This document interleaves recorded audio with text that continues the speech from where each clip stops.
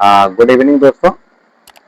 आज हम लोग क्लास 12 का इलेक्ट्रोस्टैटिक्स का एक टॉपिक पढ़ते हैं, property of electric charge.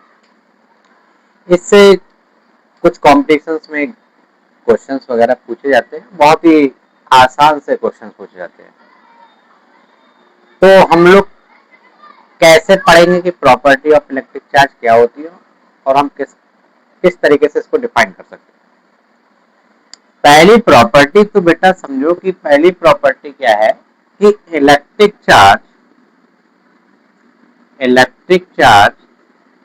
Is a intrinsic property है ना।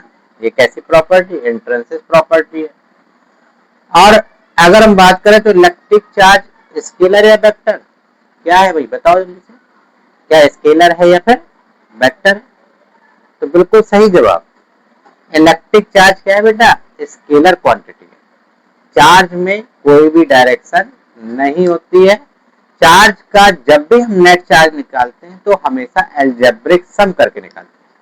और मैंने आपको लास्ट क्लासेस में बताया हुआ है कि अगर किसी भी वैल्यू का अगर नेट, किसी भी क्वांटिटी का नेट अगर अलजेब्रिक सम से निकालते हैं तो वो कहलाता है हमारा स्केलर। और अगर किसी भी क्वांटिटी का नेट अगर हम वेक्टर सम से निकालते हैं तो वो होता है हमारा वेक्टर। तो सबसे पहली property electric charge is a scalar quantity. क्या है भाई? Scalar quantity. दूसरी बात हम ये कह सकते हैं कि इलेक्ट्रिक चार्ज की एसआई यूनिट क्या होगी भाई? SI unit of electric charge, ये तो बच्चा जानता है क्या होती है इलेक्ट्रिक चार्ज की एसआई यूनिट। बताओ भाई, तुम बताओ क्या होती है? एसआई यूनिट होती है कूलाम। बिल्कुल ठीक, कूलाम। सीजीएस यूनिट क्या होती है भाई? सीजीएस यूनिट, हाँ कोई बता सकता है? CGS unit of electric charge. आपने एसआई यूनिट बचपन से पढ़ते आ रहे हैं, लेकिन सीजीएस यूनिट हो सकता है कि आप ना जानते हो। तो सीजीएस यूनिट क्या होती है भाई? ESU। इसे बोलते हैं हम लोग, इसे electro static unit, electrostatic unit.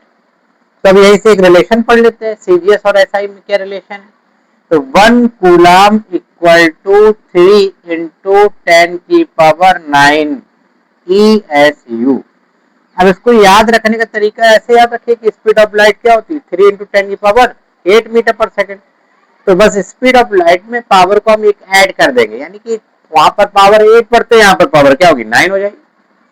तो यहाँ पर रिलेशन आ गया 1 कूलाम इक्वल टू 3 इंटू 10 की पावर 9 ESU। अच्छा, इसके बाद में नेक्स्ट प्रॉपर्टी आती बेटा क्वांटाइजेशन ऑफ चार्ज। तो कई सारे स्टूडेंट्स क्वांटाइजेशन चार्ज, भाई मुझे तो आज तक नहीं समझ में आया कि क्वांटाइजेशन ऑफ चार्ज क्या है, और आपको भी हो सकता है कि कंफ्यूजन हो कि क्वांटाइजेशन ऑफ चार्ज क्या है। तो क्वांटाइजेशन ऑफ चार्ज ये बहुत ही इंपॉर्टेंट प्रॉपर्टी है बेटा चार्ज की। Quantization of charge, quantization of charge. तो इसको हम ऐसे समझते हैं बहुत सरल भाषा में। कैसे? देखिए, एक छोटी सी कहानी है कि एक समोसा है, ये समोसा हुआ और ये चार्ज हुआ। समोसा आपको पसंद नहीं तो यहाँ पर एक गाजर का हलवा कर देते हैं। गाजर का हलवा तो आपको पसंद है, गाजर का हलवा। और यहाँ पर इलेक्ट्रिक चार्ज। तो गाजर का हलवा and electric charge are both best friend. ये दोनों ही बहुत अच्छे दोस्त हैं और एक साथ में रहते थे। तो हुआ क्या कि इनके पड़ोसी आया, तो इनका पड़ोसी जब आया तो उसने कहा कि भाई गाजर का हलवा, आधी चम्मच गाजर का हलवा दो या फिर 1 चम्मच गाजर का हलवा दो। तो पहले तो 1 चम्मच ले गए, फिर थोड़ी देर में आधी चम्मच ले गया, फिर थोड़ी देर में फिर 1/3 चम्मच ले गया, फिर 1/4 चम्मच ले गया। तो गाजर के हलवे का सत्यानाश कौन देख रहा था? ये इलेक्ट्रिक चार्ज देख रहा था। और इलेक्ट्रिक चार्ज ने गाजर के हलवे का जो सत्यानाश देखा उसको देखकर इलेक्ट्रिक चार्ज ने एक कसम खाई। क्या कसम खाई बेटा? कि अगर किसी को मुझे लेना है तो मैं इंटीजर्स के फॉर्म में ट्रांसफर होऊंगा। यानी अगर किसी बॉडी से एक बॉडी में अगर चार्ज को हमें ट्रांसफर करना है तो इंटीजर्स के फॉर्म में चार्ज को ट्रांसफर कर सकते हैं। या तो प्लस माइनस 1 इलेक्ट्रॉन ट्रांसफर हो सकता है या प्लस माइनस 2 इलेक्ट्रॉन ट्रांसफर हो सकता है। कभी भी चार्ज एक बॉडी से दूसरी बॉडी में चार्ज कभी भी फ्रैक्शन के फॉर्म में ट्रांसफर नहीं होगा।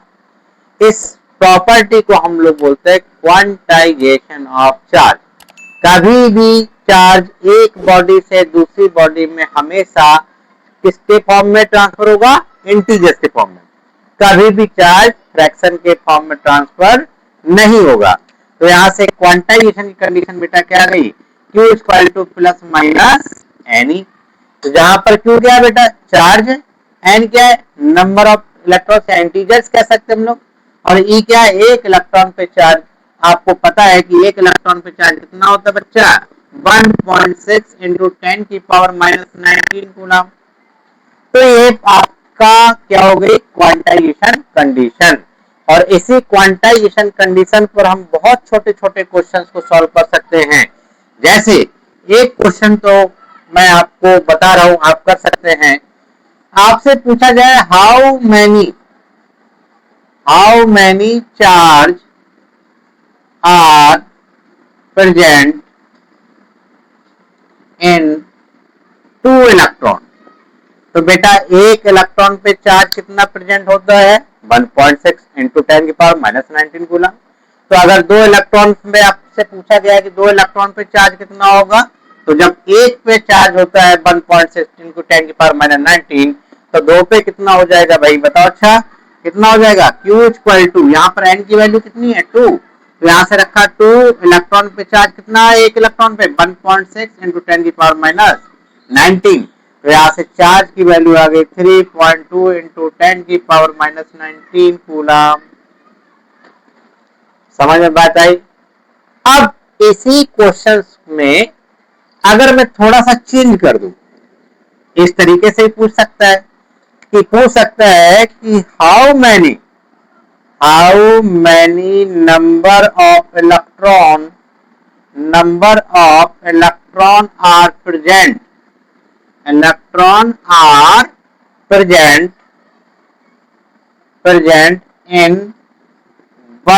one electron. यानी एक इलेक्ट्रॉन में 1 कूलम, ठीक है, 1 कूलम चार्ज। कहने का मतलब ये कि 1 कूलम चार्ज में 1 कूलम चार्ज में कितने नंबर ऑफ इलेक्ट्रॉन्स प्रेजेंट होंगे? ये बहुत ही इंपॉर्टेंट क्वेश्चन है और इसका तो आपको आंसर बिल्कुल चुटकियों में आपको याद आना चाहिए। बिल्कुल क्या करेंगे बेटा? यहां से हमसे पूछा क्या गया? How many number of electrons. क्या पूछा गया है? How many number of electrons. इसका मतलब मुझसे n की वैल्यू पूछी गई है और मुझे क्या गिवन है? Q की वैल्यू गिवन है 1 कूलम चार्ज। तो बताओ बेटा क्या यहाँ से नंबर ऑफ इलेक्ट्रॉन्स फाइंड कर सकते हो 1 कूलम में? बिल्कुल कर सकते हैं। तो हम जानते क्या भाई? Q equal to NE। तो यहाँ से Q की वैल्यू कितनी है? 1। N की वैल्यू निकालना है। E की वैल्यू 1.6 इंटू 10 की पावर माइनस 19। तो यहाँ से N की वैल्यू क्या आप नहीं निकाल पाएंगे? बिल्कुल निकाल सकते हैं। क्या होगा? 1.6 इंटू 10 की पावर माइनस 19 और ये 19 ऊपर जाएगा तो ये हो जाएगा क्या बेटा? 10 की पावर 19 और ये हो जाएगा 1.6। पॉइंट हटाएंगे तो एक जीरो और ऊपर बढ़ जाएगा। तो जब इसको हम सॉल्व करेंगे तो 6.023 इंटू 10 की पावर 18 इतना अप्रोक्स में आंसर आपका आएगा। ये तो क्वांटाइजेशन ऑफ चार्ज हो गया। अब इसमें एक और लास्ट प्रॉपर्टी बचती है कि चार्ज कंजर्वेशन। अब कंजर्वेशन एक वर्ड जो हम बचपन से सुनते आ रहे हैं, कंजर्वेशन क्या है? इस कंजर्वेशन का मतलब, कंजर्वेशन का मतलब होता है बेटा कांस्टेंट। यानी कि charge is neither create not destroy while is the transfer from one body to another body. यानी चार्ज को ना तो आप क्रिएट कर सकते हो ना डिस्ट्रॉय कर सकते हो, जबकि चार्ज एक बॉडी से दूसरी बॉडी में ट्रांसफर होता है।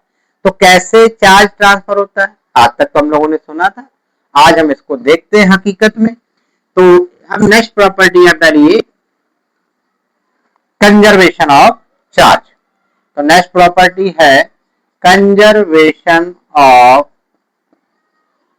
Charge, conservation of charge. तो नेक्स्ट प्रॉपर्टी हम लोग पढ़ते हैं, ये भी बहुत इंपॉर्टेंट है। तो कंजर्वेशन ऑफ चार्ज का मैंने बताया क्या बेटा कि स्टार्टिंग में यानी इनिशियल चार्ज किसके बराबर होगा, आपके फाइनल चार्ज के बराबर होगा, तभी तो चार्ज कांस्टेंट हो पाएगा। और चार्ज कांस्टेंट कब होगा, जब सिस्टम हमारा आइसोलेटेड सिस्टम होगा, यानी कि ना अंदर का चार्ज बाहर जाएगा ना बाहर का चार्ज अंदर आ पाएगा। तो इस केस में अगर हम देखें, इसको हम एग्जांपल से देखते हैं, बहुत बढ़िया समझ में आएगा। हमने एग्जांपल क्या लिया बेटा, हमने ले लिया NaCl। अरे बोलो यार, NaCl का नाम क्या होता है, NaCl का नाम होता है बेटा सोडियम क्लोराइड। अब सोडियम क्लोराइड को जब हम ब्रेक करेंगे बेटा तो ये बन जाएगा Na प्लस और Cl minus, Na plus Cl minus. तो बताओ अच्छा यार, Na प्लस Cl माइनस, तो यहां से अब यहां पर चार्ज कितना प्रेजेंट होगा NaCl के पास। अब समस्या ये आती कि हम चार्ज कभी कभी नहीं निकाल पाते। तो चार्ज कैसे निकालते, कुछ बच्चे वीक होते हैं जिनको चार्ज निकालना नहीं आता है। चार्ज का मतलब बेटा या तो नंबर ऑफ इलेक्ट्रॉन्स की बात करेंगे, ये इलेक्ट्रॉन पे ही चार्ज होगा, या फिर प्रोटॉन पे चार्ज होगा, न्यूट्रॉन पे तो कोई चार्ज नहीं होगा। तो या तो हम नंबर ऑफ इलेक्ट्रॉन्स निकाल लें या नंबर ऑफ प्रोटॉन्स निकाल लें। और आप सब जानते हो कि हम बचपन से पढ़ के आए हैं कि जो नंबर ऑफ इलेक्ट्रॉन्स होते हैं किसी भी एलिमेंट्स में, उतने ही उसमें क्या होते हैं, नंबर ऑफ प्रोटॉन्स भी होते हैं। इसका मतलब हम नंबर ऑफ इलेक्ट्रॉन्स निकाले या फिर नंबर ऑफ प्रोटॉन्स निकाले, दोनों बराबर ही आएंगे। तो NaCl के पास टोटल नंबर ऑफ इलेक्ट्रॉन्स कितने हैं बच्चा, Na का सोडियम Cl क्लोराइड है, तो इसमें नंबर ऑफ इलेक्ट्रॉन्स कैसे निकालेंगे। तो याद रखिए बच्चा कि किसी भी एलिमेंट्स का जो एटॉमिक नंबर होगा वही उसमें नंबर ऑफ इलेक्ट्रॉन्स होंगे। यानी किसी भी एलिमेंट्स का एटॉमिक नंबर क्या रिप्रेजेंट करता है, नंबर ऑफ इलेक्ट्रॉन्स को। तो बताओ Na का एटॉमिक नंबर कितना होता है, 11। बहुत बढ़िया, क्या कितना होता है, 11। और Cl बेटा, Cl क्या है, क्लोरीन, और क्लोरीन का कितना होता है, 17। तो क्या होगा 11 प्लस 17, तो टोटल कितना हो गया बेटा इलेक्ट्रॉन, 28। इसका मतलब है कि NaCl ब्रेक होने से पहले NaCl के पास नंबर ऑफ इलेक्ट्रॉन्स कितने थे, 28 थे। और जब ये ब्रेक हुआ तो इसका मतलब 28 इलेक्ट्रॉन्स इस पे फिर से होने चाहिए, तभी तो हम कह सकते हैं कि इनिशियल बराबर फाइनल या कांस्टेंट, तभी तो कांस्टेंट होगा बच्चा। तो यहाँ से Na प्लस के पास कितना होगा, बोलो भाई, Na के पास कितना था, 11, एक चला गया तो इसके पास कितना बचा, 10। प्लस का मतलब आप समझते हो किसने एक दे दिया है, जब देते हैं तो प्लस आता है और जब लेते हैं तो माइनस आता है। तो यहाँ से क्या होगा, 10 प्लस, अब Cl माइनस है, इसने एक ले लिया है, तो Cl के पास पहले कितने इलेक्ट्रॉन थे, 17, और एक ले लिया है तो कितना हो गया, 18। तो यहाँ से बेटा कितना हो गया, 28।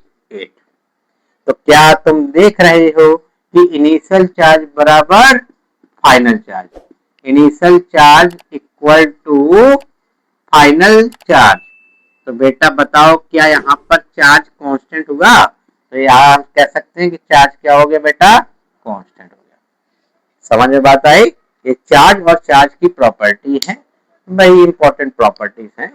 तो इन आई होप कि आपको समझ में आया होगा।